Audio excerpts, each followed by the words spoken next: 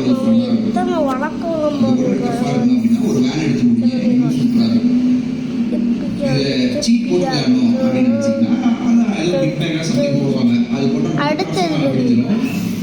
think அப்போ வந்து காரை ஸ்வாப் பண்ணலாம்னு நினைக்கிறேன். ஏன்னா பிக் மேன் சீப் போட்டால் நம்ம காரம் கிடையாதுல்ல.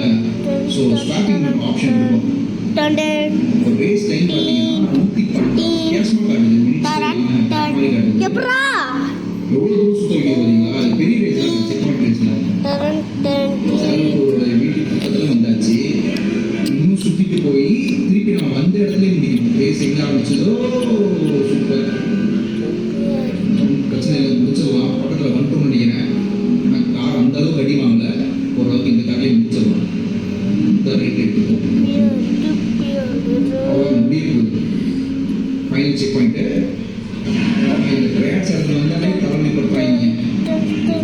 முடிஞ்சதா இல்லையா? ஃபைனல் செக் பாயிண்ட் தான் நினைக்கிறேன். ஆமாம், ஃபைனல் செக் பாயிண்ட். ஏன்னா இந்த இடத்துல தான் ஆரம்பித்தோம்.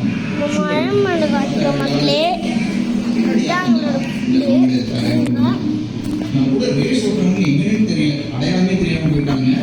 இப்போ அடுத்து பார்த்தீங்கன்னா திரும்ப சேவ் பண்ணிட்டு மேலே சேவ் பண்ணிட்டு செட்டிங்ஸ்லாம் மேக்ஸிமம் கம்ப்ளீட் பண்ணுற மாதிரி பார்த்துக்கிறேன். அந்த கேமை வந்து ஃபுல்லாக கம்ப்ளீட் பண்ண ஃபீல் கிடையாது.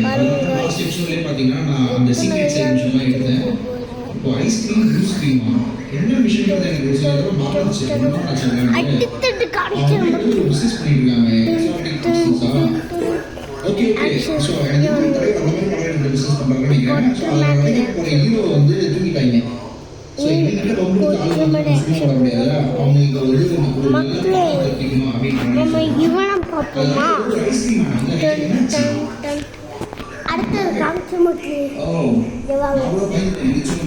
வண்டியோடைய இங்கே வரும் அப்பா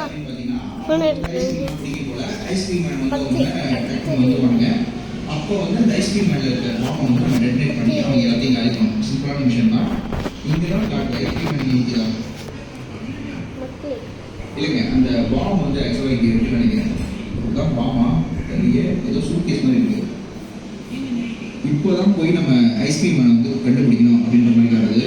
அது கீழே பேக்கில் பார்த்தீங்கன்னா